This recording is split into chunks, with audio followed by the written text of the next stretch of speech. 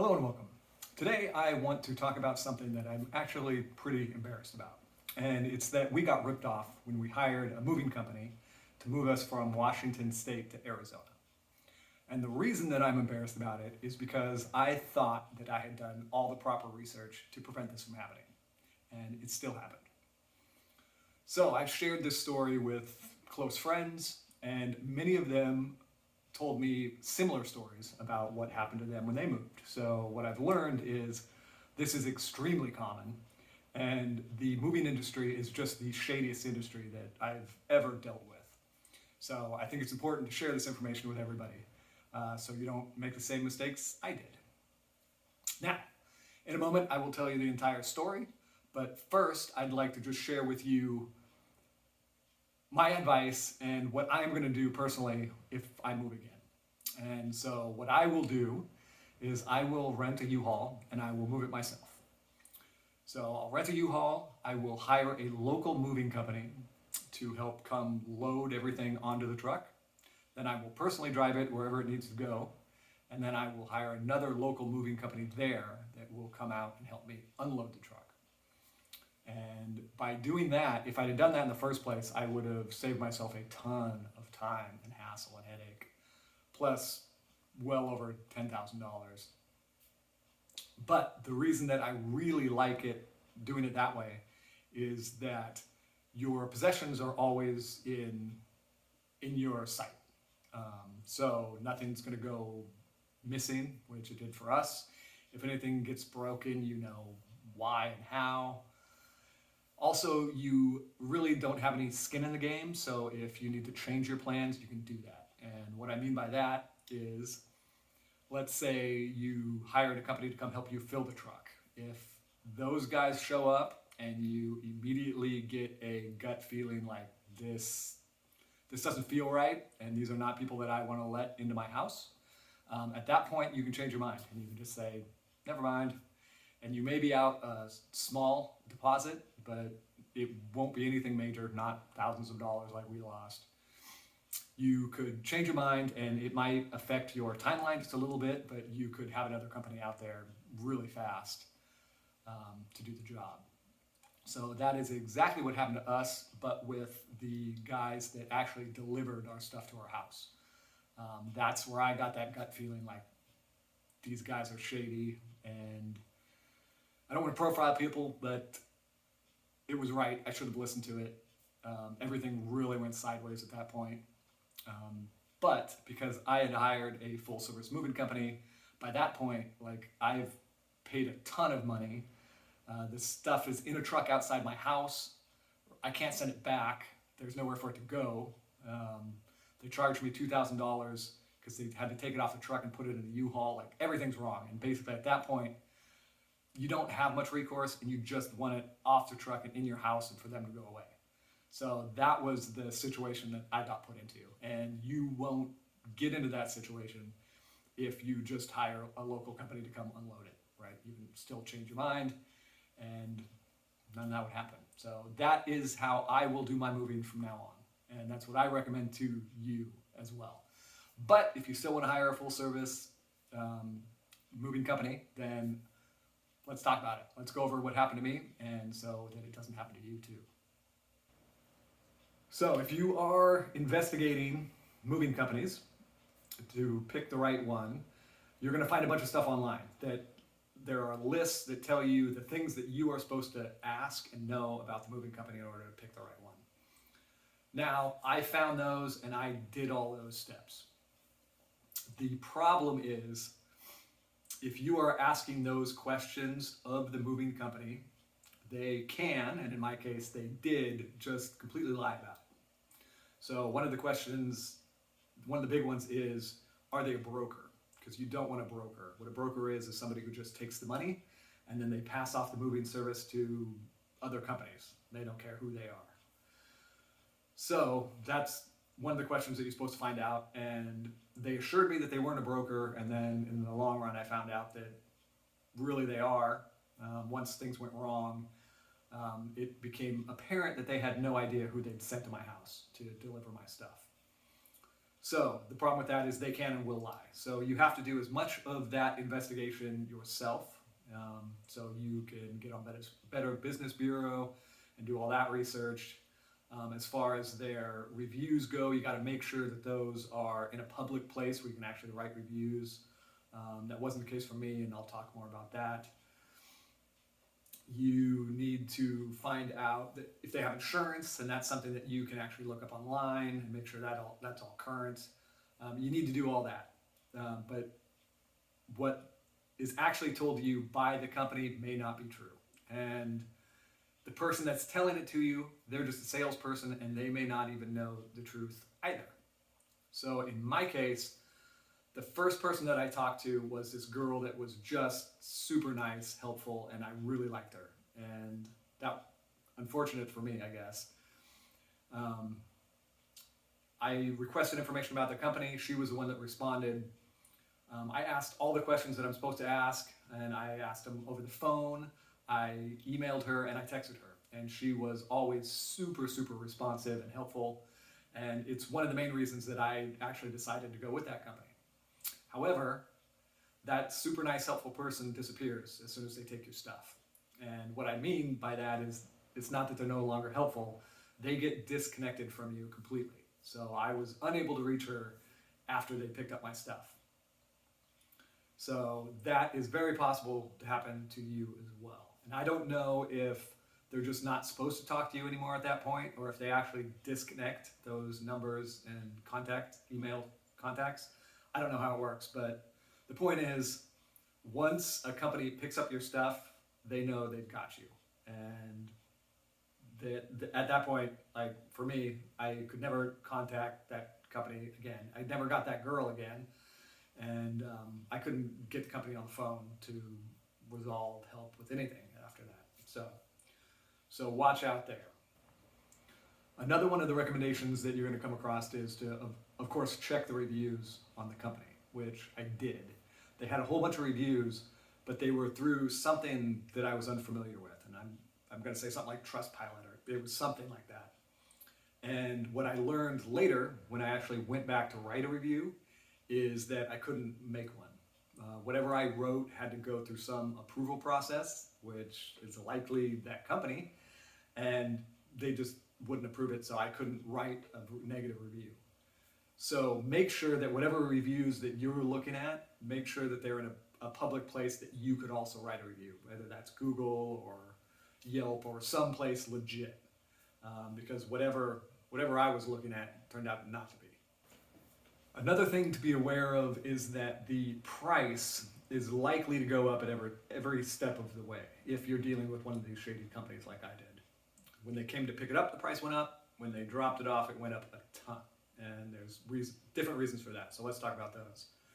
When they came to pick up my stuff, everything has to be in a box, which I was aware of, but some things didn't make sense to be in a box to me, so they weren't. Like I had floor standing lamps, like major furniture, that it seemed like it would just stack, and that's how I had stacked it up. But no, their policy is they disassemble everything down till it'll fit in a box. So they will do that for you, but they're going to charge you for the time to do it and then the boxes themselves. So be aware of that and have all your stuff broken down and in boxes as much as it can be. The other thing that I ran into was they considered some of my stuff heavy, overweight or whatever they call it, and they charged me a $300 fee for each one of those. Even though when I was talking to the company initially, I told them what was there, right? One of them was a massage chair. Yeah, you can see it behind me. It's heavy, and I told them it was in there, and they didn't raise any concerns about it being overweight until they came to pick it up. Then it was a problem. I also had a tool chest. Even though that's on wheels, yeah, it's heavy, so another $300 charge. So be aware that those are going to happen, even if they don't bring them up in advance. So your price is going to go up.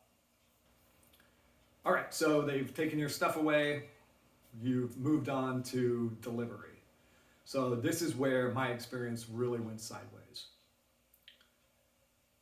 The delivery drivers called me and told me that they were looking at my neighborhood on Google Maps and that they could not fit the semi into my neighborhood in order to deliver it to my house. Now, this concern wasn't raised by the company in advance. They told me that it could happen, but they'd looked at it apparently and didn't raise any concerns, but now they were.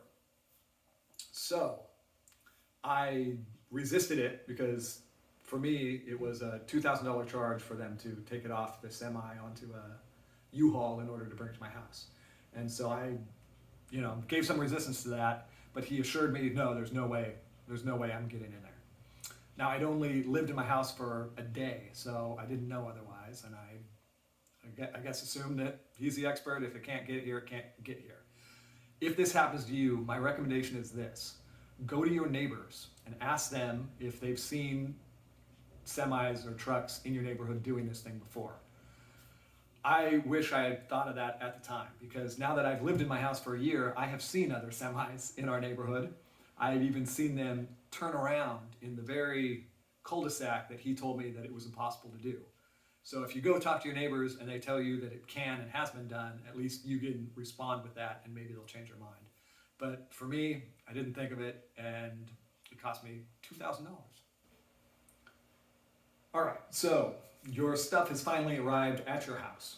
Now, the policy of the moving company is they will not unload the truck until you've paid whatever the remainder of your balance is. And they don't accept checks at this point because conceivably you could give them a bad check and it would bounce later after they'd already given you the stuff. So there's several ways to pay the remainder. There's money orders, there's cash, and in my case, they let me pay by Zelle, which is an online banking transfer that you can do through your bank. So that's what I was attempting to do. I wanted to pay it all by Zelle. But what I learned was that maybe just to my bank, I don't know if it's different to different banks, but I had a $2,000 daily limit that I could pay by Zelle. So I was paying the $2,000 maximum every day, trying to pay off my whole balance, and there wasn't enough time. So the last day, I attempted to make two $2,000 payments just to see what would happen, and the bank put a hold on one of them. And I couldn't wait for the hold because they were delivering the next day. So I called my bank and I asked them to cancel that payment. And they said, no problem, it's been canceled. And I thanked them and went on my way. The problem was that it wasn't canceled. It actually went through later the following day after they'd already dropped my stuff off. And I didn't end up learning about that until even later. So that was one of my major problems. Now I've got to get a hold of this company and try to get a refund. And long story short, spoiler alert, they never did that. And they probably won't for you either. So the key here is don't make any payment errors. My payment error was for that reason. Now, I recommend you make all of your payments electronically. And here was the other problem that I ran into. I ended up paying my remainder in cash and money orders. Those are not traceable. So all of the money that I gave to the drivers so that they would unload the truck, they disappeared with. There's no record of it. They just took it and vanished. They didn't file any paperwork back to the company.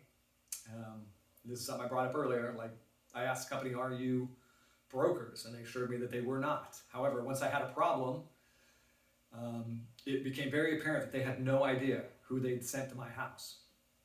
They didn't know who these guys were. They didn't get any paperwork back from them, blah, blah, blah. But very clear that these are not their employees.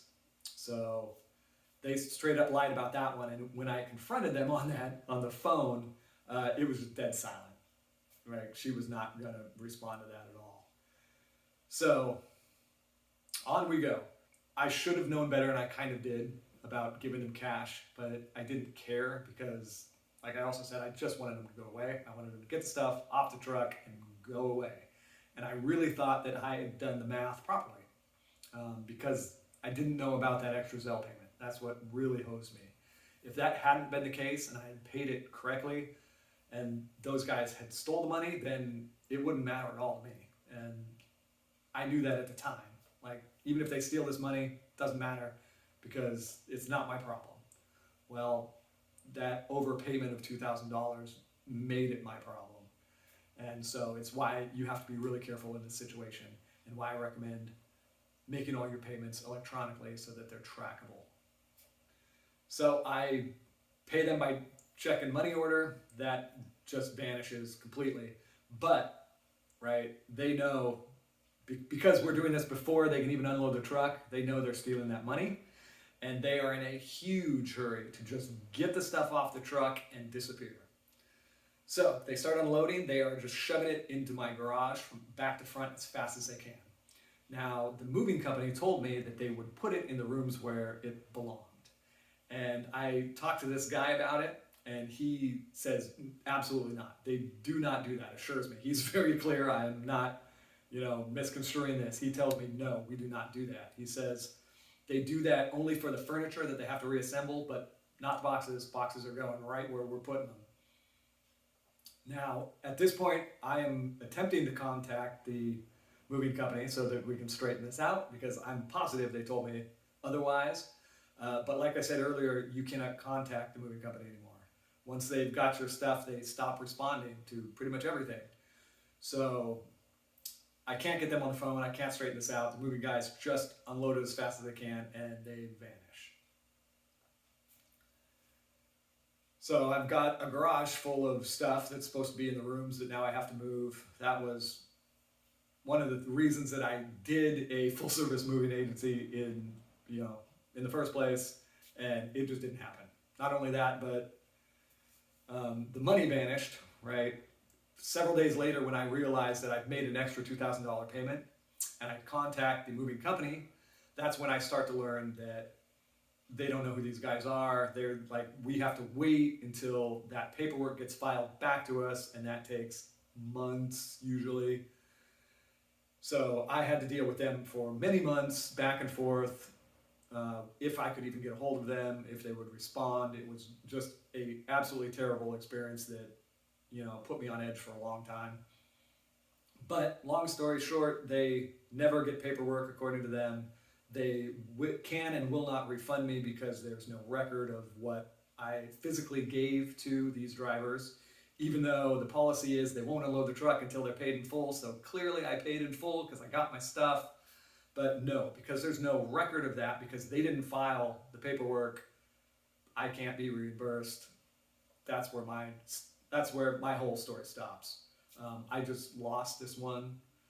My only recourse was to file through the Better Business Bureau, which I did. I wrote a whole bunch of things on there, but that doesn't go anywhere. That doesn't force them to pay you or do anything.